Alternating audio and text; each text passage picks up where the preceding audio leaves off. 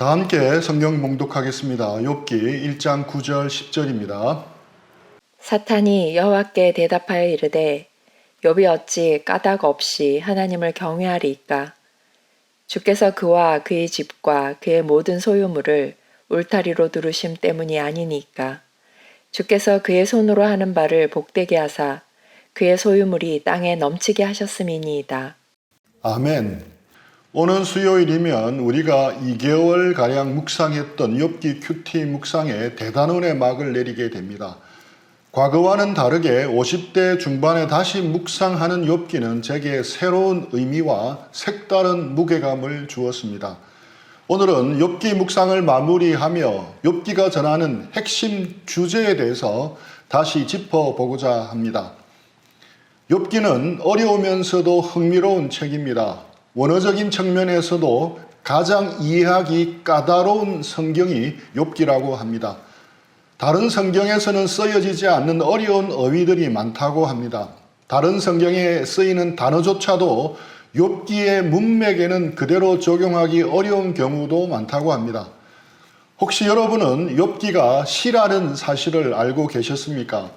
욥기는 대부분 시입니다. 산문이 아니라 운문입니다. 처음 1장과 2장과 마지막 장인 42장 끝부분만 산문이고 나머지는 모두 시입니다. 산문이라는 괄호 안에 운문이 있는 형식입니다. 우리는 한글로 번역된 성경을 읽기 때문에 느끼기가 쉽지 않습니다. 하지만 욥기는 시입니다. 그러니 욥기의 번역도 어렵고 해석도 어려운 것입니다.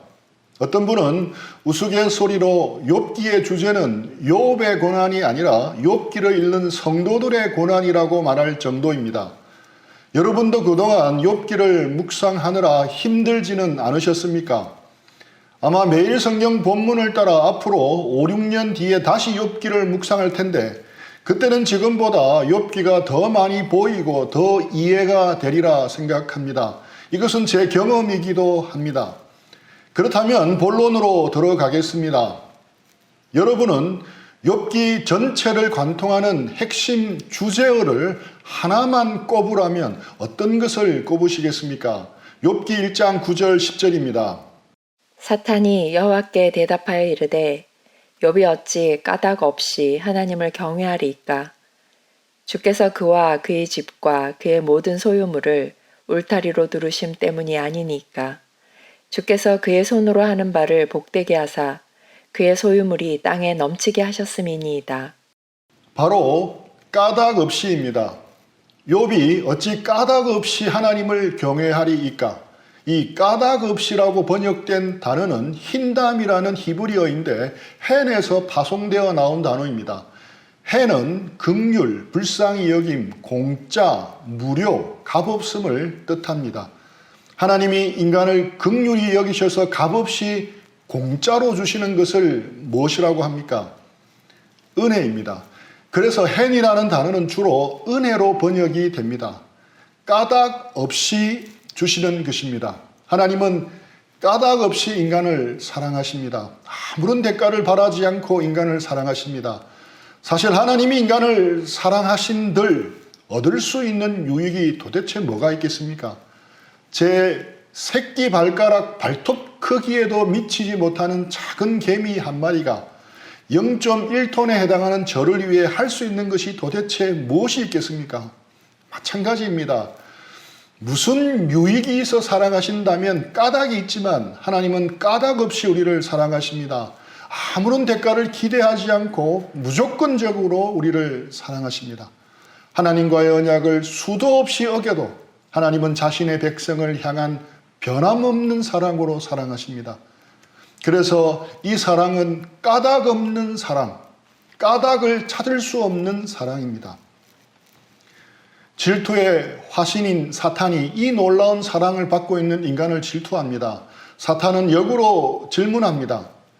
하나님은 아무런 대가 없이 까닭 없이 인간을 사랑하지만 인간은 그렇지 않다는 겁니다. 인간이 과연 아무런 까닭 없이 하나님을 사랑할 수 있겠는가라고 되묻습니다. 욥이 하나님을 경외하는 것은 다 까닭이 있다는 것입니다. 바로 하나님이 주신 재물 때문이라고 말합니다. 욥의 신앙은 약속된 보상을 바라는 일종의 투자에 불과하다고 주장합니다. 그래서 재물을 빼앗으면 욥이 하나님을 경외할 이유가 없어질 것이라고 주장합니다. 이 질문이 바로 욥기의 핵심입니다. 욥기는 이 핵심 질문을 우리 각자에게 던집니다. 당신도 아무런 대가를 바라지 않고 하나님을 사랑할 수 있습니까? 당신도 아무런 까닭 없이 하나님을 사랑할 수 있습니까? 이것이 욥기가 우리에게 던지는 가장 중요한 질문입니다. 욥기 1장 11, 12절입니다. 이제 주의 손을 펴서 그의 모든 소유물을 치소서. 그리하시면 틀림없이 주를 향하여 욕하지 않겠나이까. 여호와께서 사탄에게 이르시되 내가 그의 소유물을 다 내 손에 맡기노라. 다만 그의 몸에는 내 손을 대지 말지니라. 사탄이 곧 여호와 앞에서 물러가니라. 사탄의 주장은 계속됩니다. 만약 보상이 없으면 욥이 더 이상 하나님의 말씀을 따라 살지 않을 것이라고 주장합니다. 만약 하나님의 말씀대로 살았는데 그 결과가 좋지 않다면 어떻게 하겠느냐는 것입니다. 그러면 어느 누구도 하나님을 향한 신앙을 지키지 않을 것이라고 사탄은 주장합니다. 그런데 욥은 까닭 없는 고난에 대해 어떻게 반응합니까? 20절, 21절입니다. 욥이 일어나 겉옷을 찢고 머리털을 밀고 땅에 엎드려 예배하며 이르되 내가 모태에서 알몸으로 나왔사온즉 또한 알몸이 그리로 돌아가올지라. 주신 이도 여호와시요 거두신 이도 여호와시오니 여호와의 이름이 찬송을 받으실지니이다 하고 주신 이도 여호와시요 거두신 이도 여호와시오니 여호와의 이름이 찬송을 받으실지니이다. 이는 신앙인이 할 수 있는 최고의 답변입니다. 까닭 없는 신앙은 없다. 보상을 목적으로 하기 때문에 믿는 것이다. 라는 사탄의 주장에 정면으로 반대하고 있습니다. 콩 심은 데 콩 나지 않더라도 하나님을 신뢰하겠다는 것입니다. 팥 심은 데 팥 나지 않더라도 하나님을 찬양하겠다는 것입니다. 까닭 없어도 하나님을 사랑하며 신뢰하겠다는 것입니다. 때론 이해할 수 없지만 온전히 신뢰하겠다는 것입니다. 내 기대와는 다르더라도 말씀대로 온전히 순종하겠다는 것입니다. 그리고 보상이 없어도 하나님께 온전히 헌신하겠다는 것입니다. 까닭 없는 온전한 신뢰, 까닭 없는 온전한 순종, 까닭 없는 온전한 헌신, 이것이 욥기의 주제입니다. 욥기 1장에서 이미 가장 중요한 질문과 가장 중요한 대답이 나와 버렸습니다. 욥기 2장도 1장의 반복입니다. 평행구조로 1장이 2장에서 반복됩니다. 결론적으로 욥기는 두 갈식입니다. 주제와 핵심이 욥기 앞부분 1장, 2장에 다 나와 있습니다. 이 이후의 이야기는 1장에서 이미 다룬 이야기의 반복입니다. 정말 중요한 내용은 욥기 뒷부분에 가면 나올 것이라고 기대하면 실망하게 됩니다. 더 중요하고 색다른 이야기는 나오지 않습니다.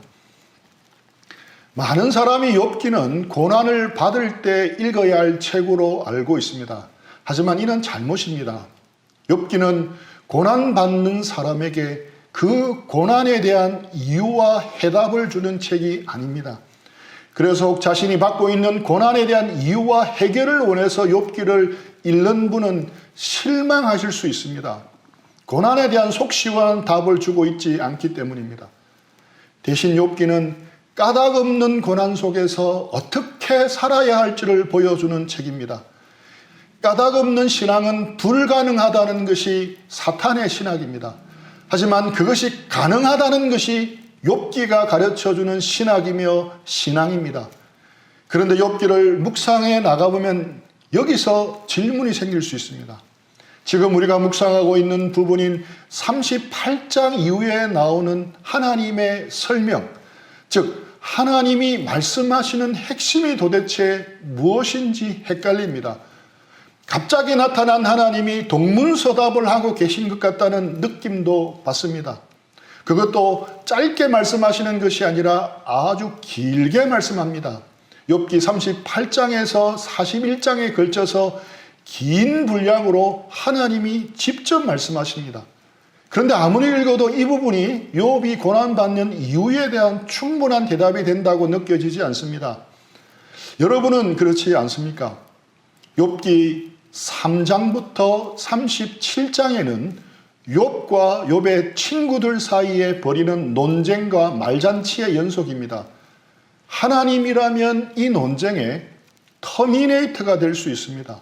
모든 논쟁의 종결자가 될 수 있습니다. 마치 답은 이거다, 아니야, 답은 저거다 하고 다투고 있는 학생들에게 출제자이신 선생님이 나타나셔서 정답은 이거야 하고 교통정리를 해주시는 것과 마찬가지의 역할을 하실 수 있습니다. 하나님은 욥이 왜 고난을 받고 있는가에 대해 아주 간단하고 확실하게 설명하실 수 있습니다. 그것이 무엇이겠습니까? 바로 욥기 1장 2장을 보여주는 것입니다. 우리는 당연히 욥기 1장 2장을 알고 있습니다. 하지만 욥과 욥의 친구들은 전혀 알지 못하고 있습니다. 그래서 하나님이 굳이 38장에서 41장에 길게 설명할 필요 없이 그냥 간단하게 욥기 1장 2장만 슬쩍 보여주어도 모든 것이 다 설명이 가능한 상황입니다. 욥기 1장과 2장은 평행구조로 반복되어 있기 때문에 더 짧게 하려면 1장의 내용만 보여주어도 모든 질문의 답이 됩니다. 더 짧게 한다면 1장 전체도 필요 없고 천상에서 벌어진 사탄과 나눈 대화를 녹취해서 살짝 들려주기만 해도 욥도 친구들도 납득할 것입니다. 그런데 하나님은 38장에서 41장에 걸쳐 길게 말씀하십니다. 마치 1장 연설을 하시는 것 같습니다. 하늘과 땅과 별, 비와 이슬방울과 구름, 심지어 까마귀와 타조와 독수리, 그리고 듣도 보도 못한 베헤못과 리워야단에 대한 이야기까지 장황하게 설명을 이어가십니다. 답은 이거야 하고 정답을 발표해 주실 것을 기대했기에 실망할 수밖에 없습니다. 그런데 이것은 하나님의 잘못이 아닙니다. 이것은 하나님의 신비한 계획입니다. 하나님은 천상회의에서 일어난 상황을 말씀하지 않습니다. 독자인 우리는 알고 있지만 욥은 여전히 모릅니다. 하나님은 하나님에게만 속한 이 사건에 대해 욥이 이해하기를 원하시지만 욥에게 직접 알려줄 수 없는 입장입니다. 하나님은 왜 천상회의의 사건을 욥에게 이야기해 줄 수 없는 것입니까? 욥의 까닭없는 신앙을 지켜주기 위함입니다. 욥에게 말해주는 순간 욥의 신앙은 까닭없는 신앙에서 까닭 있는 신앙이 되어버립니다. 하나님은 까닭도 없고 이해할 수도 없지만 그래도 욥이 믿고 신뢰하기만 원하십니다. 하나님의 계획을 모르지만 그래도 변함없이 하나님의 절대 주권과 선하심과 사랑을 신뢰하기를 원하고 계신 것입니다. 그러면서 욥에게 그동안 누려왔던 관계와 신뢰로 이해되지 않는 나머지 부분에 대해서도 신뢰해 주기를 설득하시는 것입니다. 욥의 까닭없는 신앙을 지켜주기를 원하셨던 것입니다. 이는 욥에게 가혹하게 대하는 것이 아니라 욥을 기대하고 있는 것입니다. 욥을 극존중하고 있는 것입니다. 하나님이 욥에게 하시는 질문들은 책망과 비난처럼 들리기 쉽습니다. 하지만 아닙니다. 실상은 설득입니다. 직접 답을 가르쳐주면 까닭없는 신앙이 될 수 있습니다. 그래서 하나님은 답은 바로 저기 있어라고 손가락을 콕 집어 가르쳐주지 않습니다. 어떻게 보면 욥기에 나타난 하나님은 욥의 고통스러운 물음에 두 손을 뒷짐지고 아무것도 답을 해주지 않는 훈장 선생님 같기도 합니다. 하지만 실상은 그렇지 않습니다. 묵상을 하면서 떠오른 것이 바로 표정으로 말해요라는 게임입니다. 욥기에 하나님은 두 손을 여전히 뒷짐지고 있습니다. 하지만 부지런히 눈짓으로 한 곳을 가리킵니다. 답이 거기 있으니 그쪽을 좀 보라는 것입니다. 혹시나 해서 또 고개짓으로 한 곳을 다시 가리킵니다. 그래도 잘못 알아들을까 봐 다시 눈짓과 고개짓으로 또 가리킵니다. 너무 지루할 정도로 반복해서 몸과 표정으로만 힌트를 주고 계신 것입니다. 말로 하면 까닭없는 신앙이 될 수 없기에 표정으로만 말해야 합니다. 그러다 보니 하나님의 설명이 길어진 것입니다. 그렇게 거듭거듭 반복해서 몸짓, 눈짓으로 욥기에 하나님이 가리키는 곳이 어디입니까? 바로 하나님 자신입니다. 하나님의 절대 주권, 인과응보와 권성징악을 뛰어넘는 하나님의 자유와 능력, 하나님의 선하심을 바라보라는 것입니다. 욥기는 고난에 관한 책일 수도 있지만 사실 하나님에 관한 책입니다. 욥기는 그 하나님을 믿는 참 신앙에 관한 책입니다. 욥기는 그 하나님을 어떻게 믿고 어떻게 신뢰하며 살아가야 하는지를 보여주는 책입니다. 참 신앙, 참 예배에 관한 책입니다. 고통스럽고 응답되지 않는 우리의 물음을 가진 채 답을 모르고 까닭을 알 수 없는 인생을 어떻게 살아가야 할지를 보여주는 책입니다. 우리는 흔히 믿음은 겉으로 드러나는 능력이라고만 생각합니다. 원하는 것을 간절히 바라고 기도하면 이루어지게 하는 것이 믿음이라고 생각합니다. 하지만 이런 것은 성경에 말하는 믿음이 아닙니다. 이런 것이 성경에서 말하는 믿음이라면 기독교는 무당 푸닥거리와 다르지 않습니다. 정성을 들여서 자신의 신을 감동시켜 원하는 것을 얻어내는 무당 푸닥거리와 다를 바가 없는 것입니다. 그런 것이 믿음이라면 무당집이나 절당처럼 소원 성취 만사 형통이라는 플랜카드를 예배당에도 대문짝만하게 써놓아야 할 것입니다. 내가 원하는 것을 정해놓고 될 줄로 믿습니다. 믿습니다 하고 반복해서 외치고 부르짖어서 응답받는 것이 믿음이 아닙니다. 간절히 기도해서 하나님의 보좌를 움직이는 것이 결코 좋은 믿음이 아닙니다. 성경에서 말하는 믿음은 무엇입니까? 간절히 기도해서 하나님의 보좌를 움직이는 것이 아니라 내가 움직이고 내가 맞추는 것입니다. 나의 열망, 나의 간절한 소원, 나의 문제 해결이 중심이 아닙니다. 하나님이 중심이 되어야 합니다. 하나님의 말씀이 중심이 되어야 합니다. 하나님의 말씀 그대로 이루어지도록 바라는 것이 믿음입니다. 내 뜻이 아니라 하나님의 뜻이 온전히 이루어지도록 바라는 것입니다. 비록 하나님의 말씀이 나의 기대와 소원과는 너무도 다르다 할지라도 하나님을 신뢰하는 것입니다. 내 뜻과 내 계획과 달라도 하나님의 계획이 선하고 옳은 것임을 인정하는 것입니다. 내 삶의 중심과 주재권을 하나님께 내려놓는 것입니다. 하나님이 항상 옳습니다라는 태도로 하나님 앞에 내려놓는 삶이 진짜 믿음입니다. 왜에서 멈추지 않고 예라고 대답하는 데까지 나가는 것입니다. 이런 믿음은 다른 어떤 종교라도 흉내조차도 낼 수 없는 것입니다. 오직 그리스도인들만이 가질 수 있는 믿음입니다. 한 유명한 신학자의 이야기입니다. 그는 대학교 때 만난 사랑스러운 연인과 결혼을 했습니다. 그런데 그 행복은 오래가지 않습니다.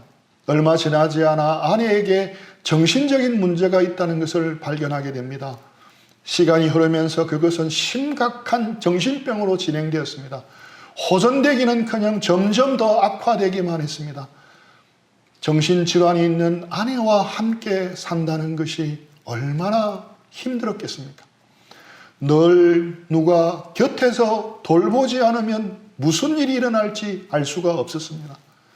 초등학교 1학년에 불과한 아들에게조차 아빠가 자리를 비워주면 내가 엄마를 돌보아 주어야 한다고 거듭거듭 말해 주어야만 했습니다. 아이에게도 얼마나 힘든 부담감이었겠습니까? 이분은 이런 무거운 짐을 짊어진 채 정신질환이 있는 아내와 24년을 함께 보냈습니다. 그러면서 그는 하나님께 질문을 던지게 됩니다. 하나님, 왜 제 인생이 이렇게 된 것입니까? 제게 무슨 잘못이 있습니까? 왜 저는 이렇게 살아가야 합니까? 이 고통이 끝이 보이지 않는데 언제까지 어떻게 살아가야 하는 것입니까? 저의 미래는 어떻게 되는 겁니까? 급기야 아내는 더욱 이상해집니다. 자신은 다른 남자와 결혼을 해야 하니 이혼해달라고 말도 안 되는 억지를 부립니다. 그는 더 이상 버틸 수가 없었습니다. 24년을 버텼지만 더 이상 결혼 생활을 유지할 수가 없었습니다. 그래서 아내를 놓아 보내줍니다. 이 기구한 인생의 주인공이 누구겠습니까? 오늘날 세계적으로 가장 영향력 있는 신학자 가운데 한 사람인 스탠리 하우어스입니다. 그가 쓴 자서전 한나의 아이에서 이렇게 말합니다. 그리스도인으로 사는 것은 답 없이 사는 것을 배우는 과정이다. 그런데 스탠리 하우어스의 삶만 이렇게 힘겨웠겠습니까? 우리가 사는 현실도 만만치 않습니다. 저 사람은 무슨 고민이 있겠어 하는 사람까지도 가만히 들여다보면 다 나름의 고민이 있고 그것을 안고 살아간다는 것을 알게 됩니다. 아프니까 청춘이 아니라 아프니까 인생인 것입니다. 모든 사람이 다 나름의 아픔을 가진 채 견디며 살아갑니다.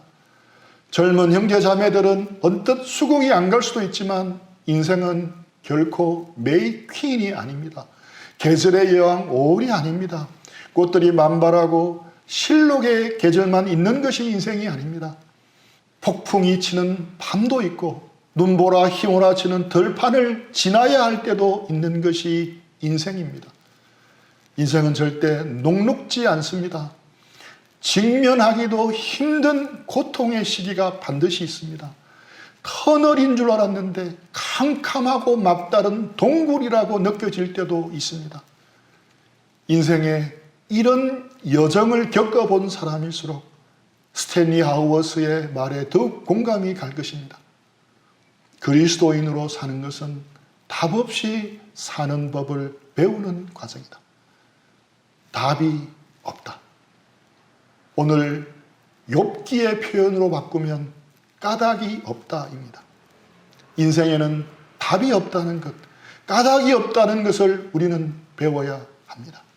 우리는 인생을 살면서 원치 않는 여러 문제와 고난을 당합니다. 사별, 교통사고, 암과 같은 질병, 사기당함, 자살, 해고, 갑작스러운 경제적 위기, 이혼, 배신 등등의 문제에 부딪힙니다. 왜 도대체 왜 이런 갑작스러운 문제를 만날 때 우리가 던지는 질문입니다. 왜 하나님은 이런 일을 허락하셨습니까? 왜 선하신 하나님이 그렇게 하셔야만 했습니까? 왜 하나님은 저를 낯선 이곳 수원에 보내셨습니까? 왜 하나님은 안정지향적인 제게 50이 넘은 나이에 맨 땅에 헤딩하는 개척 사역을 하게 하셨습니까? 어떻게 보면 저는 가벼운 축에 속한다고 여겨지기도 합니다. 20대 초반에 ENM을 만나 함께 웃고 울며 주님과 복음을 위해 젊음을 바치고 30년, 40년을 함께 해오신 형제 자매들이 말도 안 되는 이유로 공동체를 떠나는 것을 보면서 그분들의 마음이 얼마나 아플까 하는 생각을 가끔씩 해봅니다. 떠나는 것은 순간의 결정이고 공동체는 그분들을 곧 잊겠지만 그분들은 잊을 수가 없을 것입니다. 가슴 한구석에 있는 아쉬움과 허탈감은 쉽게 사라지지 않으리라 생각합니다. 왜 하나님은 이런 일이 벌어지게 하시는 겁니까? 부족해도 함께 부둥켜 안고 더불어 같이 늙어가며 함께 살면 참 아름다울 텐데 왜 하나님은 이런 일이 벌어지게 하시는 겁니까? 그런데 이런 질문들은 메아리와 같습니다. 왜 그렇습니까? 하나님 하고 하나님을 향해 큰 소리로 외치면 되돌아오는 것은 왜 라는 메아리 뿐일 때가 많습니다. 우리가 기대하는 사이다 같은 답을 들을 수 없을 때가 많습니다. 이는 우리만의 이야기가 아닙니다. 성경에 나오는 많은 인물들도 동일했습니다. 우리는 성경을 통해 결말을 미리 알고 있기에 성경의 인물들도 답을 알고 있었을 것이라고 착각하기 쉽습니다. 하지만 절대 아닙니다. 우리에게는 과거이지만 그들에게는 현재였습니다. 까닭을 모른 채 답 없이 살아가야 하는 것은 그들에게 현재 진행형이었습니다. 대표적인 사람이 요셉입니다. 아버지 심부름으로 형들에게 간 그날 하루아침에 모든 것이 바뀌어버렸습니다. 사랑받는 아들에서 하루아침에 이국 땅 노예로 전락해버렸습니다. 그 고난의 한가운데서 노예들 속에서 잠자리에 들 때마다 청소년이었던 요셉은 어떠했겠습니까? 애굽의 캄캄한 밤처럼 미래가 전혀 보이지 않았습니다. 왜 하나님이 이런 일을 허락하셨습니까? 왜 하나님 이렇게까지 하셔야만 했습니까? 수도 없이 질문했지만 그때 그 시점에서 요셉은 답을 들을 수가 없었습니다. 욥도 마찬가지입니다. 욥도 자신의 결말을 몰랐습니다. 고난받으면서도 왜 이런 고난을 주시는지 몰랐습니다. 숨을 제대로 쉴 수 없을 정도로 한꺼번에 여러 고난을 받으면서 고통 속에서 그는 하나님께 수없이 질문을 했을 것입니다. 왜 하나님께서 이런 일을 허락하셨습니까? 왜 하나님이 이렇게까지 하셔야만 했겠습니까? 하지만 그도 결코 답을 얻지 못합니다. 답을 제대로 알지도 못한 채 그 고난의 세월을 견뎌야만 했습니다. 욥기는 답 없이 사는 것을 배우는 책, 까닭 없는 삶을 살아가는 법을 배우는 책입니다. 까닭이 없기에 왜라는 질문은 의미가 없습니다. 오직 예라는 대답만 필요합니다. 예수님의 삶도 까닭 없는 삶이었습니다. 예수님은 하나님의 아들이셨습니다. 영원한 영광과 행복 가운데 거하셨던 분입니다. 삼위의 하나님 사이의 교제와 관계 속에서 큰 기쁨과 행복을 누리셨던 분이셨습니다. 예수님에게는 성육신 하셔야 할 아무런 까닭이 없었습니다. 창조주가 피조물 인간의 몸으로 성육신 하시고 가장 낮은 자리에까지 오셔야 할 까닭이 없었습니다. 예수님에게는 십자가에 죽으셔야 할 아무런 까닭이 없었습니다. 인간을 위한 속죄의 짐승이 되어 십자가에서 대신 죽으셔야 할 아무런 까닭이 없었습니다. 하지만 예수님은 까닭 없는 삶을 살아가셨습니다. 왜라고 질문하시기보다 예라고 답을 하시고 그 길을 가셨습니다. 예수님에게 있는 유일한 답이 있다면 바로 하나님이셨습니다. 우리 인생도 마찬가지입니다. 때로 우리는 답 없는 인생, 까닭 없는 인생을 살아내야 합니다. 그때 우리에게 필요한 것은 왜에서 머무는 것이 아닙니다. 왜에서 머물지 않고 예로 나아가는 것입니다. 하나님을 바라봄으로, 하나님의 절대 주권과 선하심을 신뢰함으로 왜에서 머물지 않고 예로 나아가는 것입니다. 우리에게 주어진 유일한 답은 하나님입니다. 하나님의 절대 주권, 하나님의 절대적인 자유, 하나님의 선하심을 바라보아야 합니다. 그리고 우리 역시 까닭 없는 삶을 예수님처럼 살아내어야 합니다. 우리 역시 까닭 없는 삶을 욥처럼 살아내어야 합니다. 그것이 성경이 우리에게 가르쳐주는 고난에 대한 답입니다. 인생에 대한 답입니다.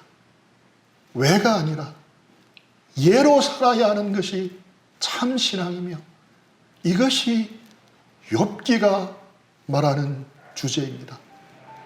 우리 모두 우리가 있는 각자의 위치에서 이런 신앙을 향해 한 발 더 내딛는 역사가 있기를 축복합니다. 적용 질문을 스스로에게 던지면서 잠시 기도하며 적용하는 시간들을 가지겠습니다.